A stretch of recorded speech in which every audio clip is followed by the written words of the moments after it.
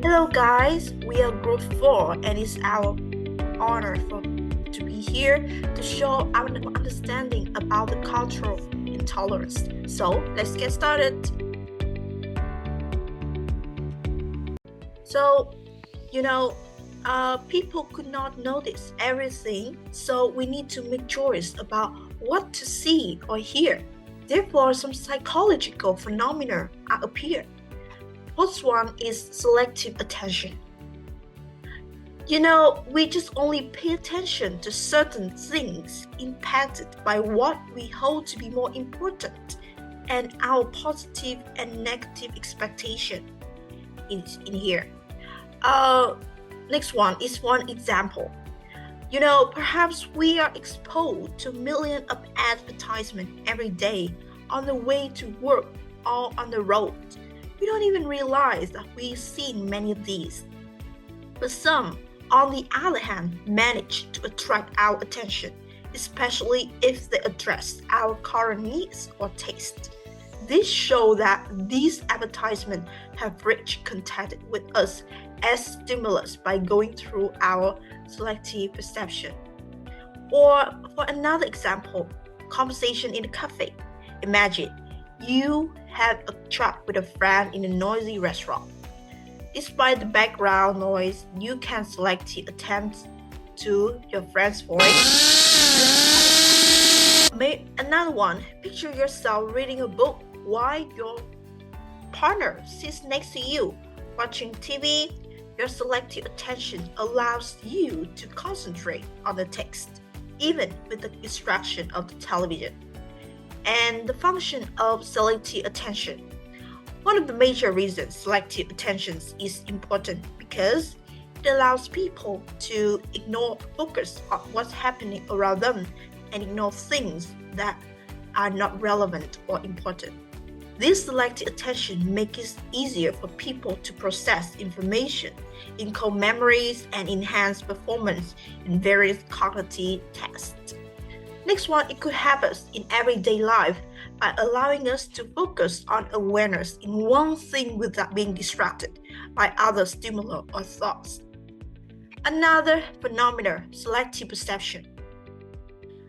Selective perception is the process by which humans select, categorize, and analyze stimuli from the environment. Selective perception is more about interpretation. It's the tendency to perceive information in a way that aligns with our existing belief, expectation, and desire. Is in here, this table can show you some kind of differences between selective attention and selective perception. First one, the first aspect, the focus. Selective attention happens to filter incoming information. However, selective perception interpret, focus information. Next one, analogy. Selective attention focus on specific conversation, for example, at a party. However, selective perception assign meaning to the conversation. I'll give you some example of two phenomena. Selective attention focus on the teacher's voice in class to learn. However, for the selective perception, interpret the teacher's feedback as confirmation of being bad at math, even if it's general.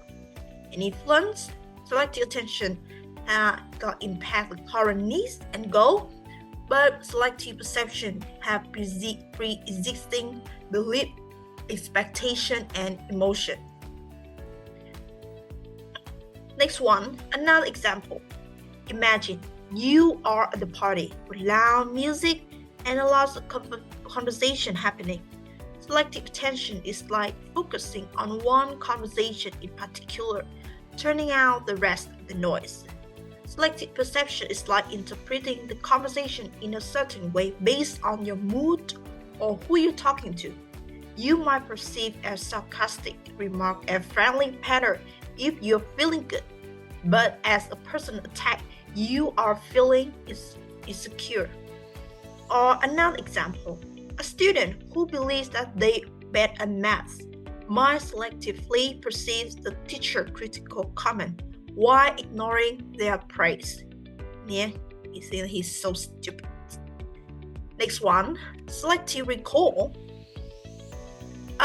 If we want to retrieve the data from the computer that is our brain, we only remember the certain things.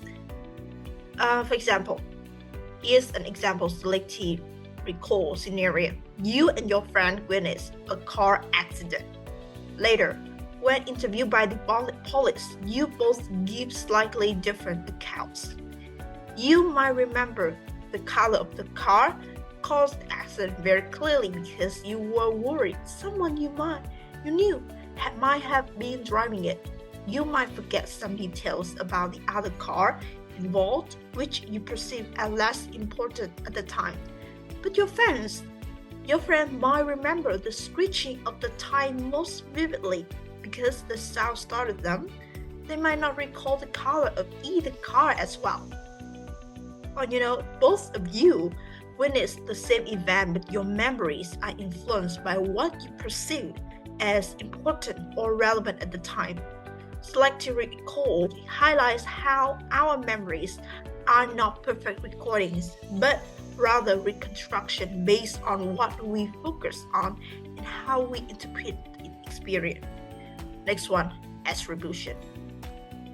Attribution theory deals with how the social perceiver uses information to arrive at a causal explanation of an event. It examines what information is gathered and how it's combined to form a causal judgment. Well, in here, I have given you some example. An infamous Korean scandal had just shown up. The love triangle between Han So-hee, Yoo Jun-yeol, Ali Hiri, after being discovered, instead of being silent, replying in a formal way, or waiting for the company. Han So-hee posted a number of unreliable things in my personal, which made the audience unfavorable regarding the false information and her relationship. She made a number of remarks. As a result, she's facing a wave of boycotts. Or, there was a fight actually it's not a fight, it's controversy between Jack, Single, and Virus. Jack posted a blog talking about somebody who said bad things about him and fabricated a false story that Jack stole Virus beat. Jack showed his angle on Facebook and implied that he was insulted. Simultaneously, she made numerous negative comments on Facebook, which led to controversial fight. Next one, fundamental attribution error. Fundamental attribution error is the tendency people have to overemphasize personal characteristic and ignore situational factor in judging other behavior. For example, if someone cut ups while driving, and our thought might be, what a jerk, instead of considering the possibility that the driver is rushing somebody to the airport. On the flip side, when we cut off something in traffic, we tend to convince ourselves that we had to do so. Next one, self-serving or egocentric attribution bias. This one is a type of cognitive bias in which an individual distorts reality to protect their ego. This bias frequently manifests as a tendency to attribute success to their self and failure to external causes. We tend to attribute positive outcome to our characteristic or ability, while negative outcomes are attributed to external circumstances. For instance, we are more likely to accept personal responsibility for a good exam score, but we are more likely to place the blame for an automobile accident on the other driver or the bad weather, negative outcome. Consequently, we end up with judgment or decisions that are helpful to us but not entirely accurate. And the last one, ultimate attribution error. This one combines the last two errors. According to the behavior scientists, The ultimate attribution error, stands for UAE, is a psychological phenomenon where individuals attribute the negative behavior of an individual from an outgroup to the inherent character or disposition, while attributing positive behavior to situational factors. There are three key features of ultimate attribution error. First one, in-group bias. People intend to favor those perceived as belonging to their own group, leading them to execute negative behavior as situational and allow positive behavior as inherent to the individual characters. Next one, out-group negative bias. People tend to assign negative behavior of those in the out-group to their personality and dismiss positive action as product of specific circumstances. And the last one, perpetuation of stereotypes. By attributing behaviors to inherent characteristics based on group membership, the ultimate attribution error perpetuates and strengthens stereotypes. Moving to the next part, what does stereotype mean? It means oversimplifying attitudes we have toward others because we think they have the characteristics of a certain group. They are related to categorizations, the mental process of grouping things, attributes, behaviors, and people into clusters. According to social informations, the process by which we classify is known as social categorization. The big three aspects are age, gender, and race, but a wide range of additional characteristics are also classified, including occupations, social status, and other categories like sexual orientation. Have you ever been told that your hairs were inappropriate? Did you feel pressure to change it to look more professional? This is an all too common reality for members of the Black community today at some schools and workplaces. Now let's follow the film's name, Good Hair, the award-winning film recently. The story begins with a woman dropping off her daughter Emma on her first day at a new school.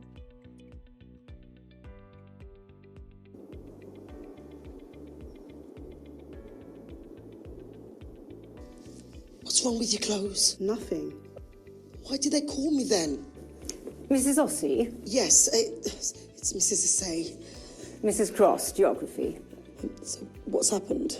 Please don't look so worried. It's just that they said there was an issue with her uniform. It's not specifically her uniform, it's her hair. Her hair? It doesn't comply with the school's uniform and appearance policy. All hair needs to be of a reasonable size and length. Oh, okay. Sorry. It's actually a relief.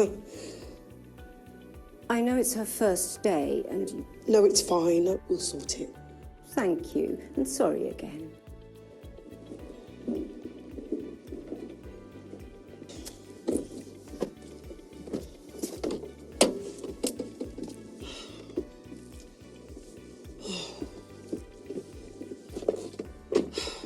My hair! Shh! It's ridiculous. It's life! What are we going to do? Well, I'm going to go back to work after dropping you in town so that you can figure out a way to flatten this. I don't want to flatten it. Emma, I'm giving you the day off school so you can go shopping.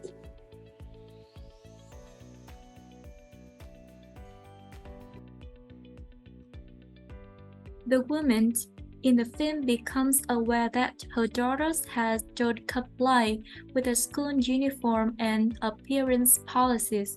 She is called by the teacher, who informs her about the issue. While the woman initially agrees, she realizes that the problem lies with Emma's hair not meeting the school standards. This encounter leads the woman to reflect on the impacts of appearance policies and the potential discriminations faced with the Black students. Now look at some keywords I haven't mentioned before. The first phrase is social categorizations. It means the mental process of grouping things, behaviors, and people into a certain group in society. The second term is stereotype. It means attitudes we have toward others because we think they have the characteristic of a certain group. Now move on to the next part. The stereotypes are often have a certain degree of truth within itself.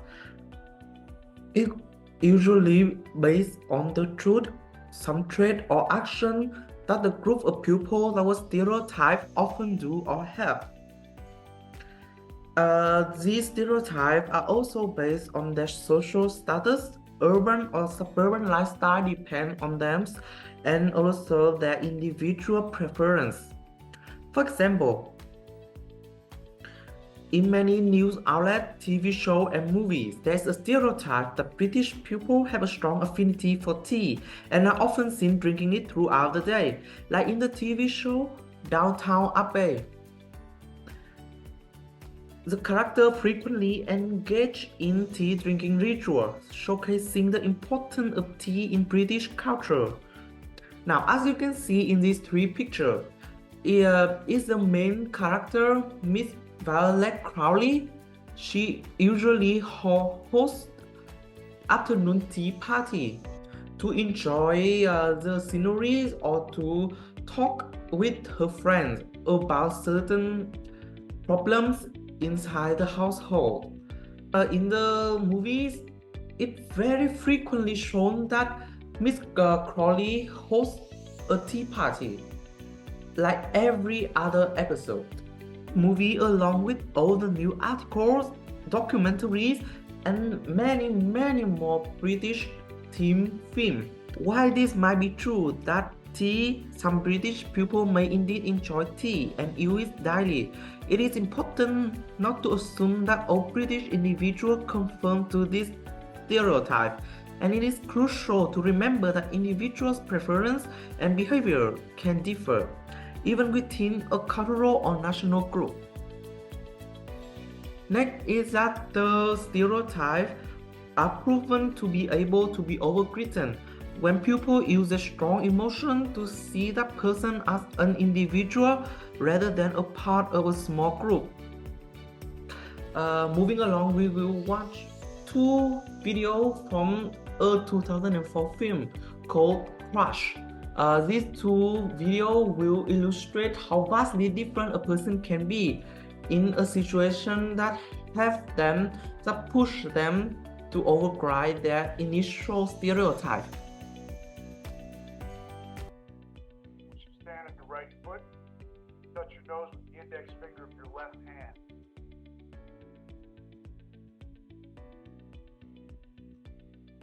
I told you he doesn't drink. Ma'am, I'm only going to tell you one time to stay in the vehicle. Man, Honey, I'm okay. I got you. man, who the hell do you think you're talking to? Look, officer, my wife has had a couple of people turn around, put your hands on top of your head, and interlock your fingers. No, wait a minute. We're only a block Hands away on from your our head, house. interlock your fingers. That's Hands not on even your head, nothing. interlock your fingers. Look, I'm Here a we go. television director. Wait, me and my wife are just telling her from the award show.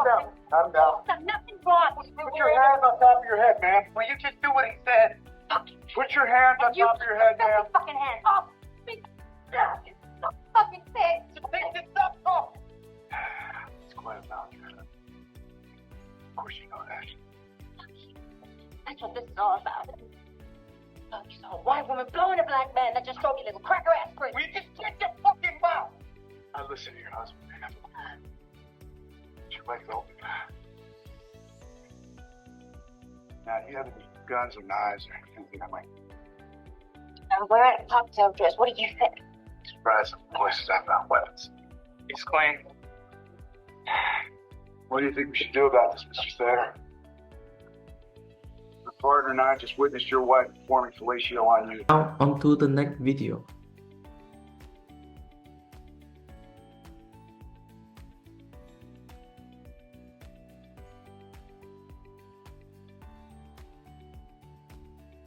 Hold it.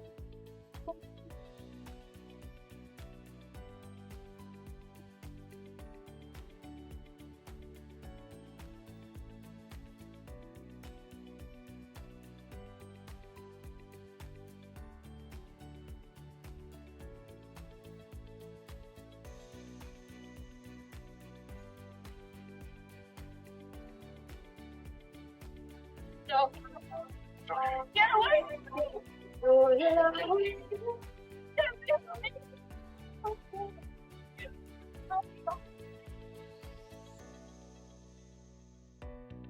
Reach across your lap. Can I do that, please? Yeah.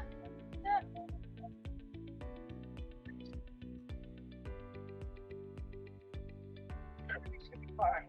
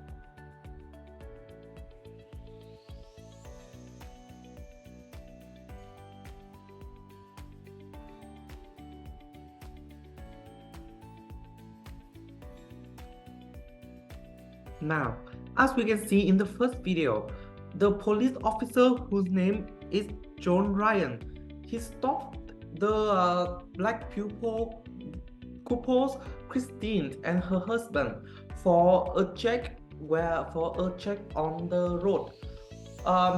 Now the officer John Ryan, he falsely accusing them and didn't let them have a chance to give their reason to him. And also while checking on the wife, he has inappropriate touch on her body and also using harassing word toward them. From the first clip, we can see that the officer John Ryan was a racist and he actively trying to harassing the black people we see. Now, on to the second video. The second video shown that when Officer John Ryan arrived on a car accident scene, he saw Christine's car upside down after the crash, and the gasoline is pouring out and is on the verge of combustion. Now, despite all of his racism towards them, Officer John Ryan still rushed to have Justine get out of there.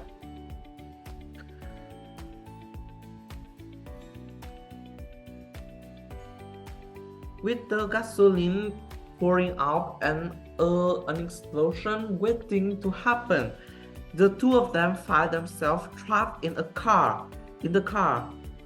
As the situation becomes increasingly dark, Officer Ryan realizes that Christine is in an immediate danger as her vehicle started to catch fire. Now, despite his own racism toward Christine, he still put his own life at risk and make a desperate effort to save Christine from the burning car. With this, we can see that through the intensity of this life-threatening situation, strong emotion of fear, vulnerability, and compassion take over all the stereotype and racism the officer John Ryan had toward Christine and her pupil. With the last scene showing that Officer John Ryan was holding Christine after saving her from the burning car, it shows that he has overwritten all of the hatred, all the racism he had toward her. And in that moment, the racial tension and stereotype that previously existed between the characters dissolve as they are forced to confront the shared humanity and the genuine desire to help and protect one another. So just like that, pupil's perception of someone based on their group of pupils could change if pupils actually paid attention to the person or have a strong emotion toward them. We usually tend to resort to stereotypes when we are busy thinking about something. We will always apply what we learn of that group of people through the stereotype we know without much thought when it was occupied. So that's why it could easily be overwritten with a strong emotion so that we could view them as an individual rather than a part of any racial group. Now on to the last part is that the stereotypes are often attached to certain items or behavior people have. Now, in American movies and telenovelas, Latino people, including Mexican or Spanish, are often seen being in a criminal group, a drug cartel, or being a housekeeper. These stereotypes are very predominantly in TV show and movie back in the day and also in the present day. It illustrates it put the Latinos in below the white people. And with the visual clue given to a specific group of people, it could also lead to stereotypes.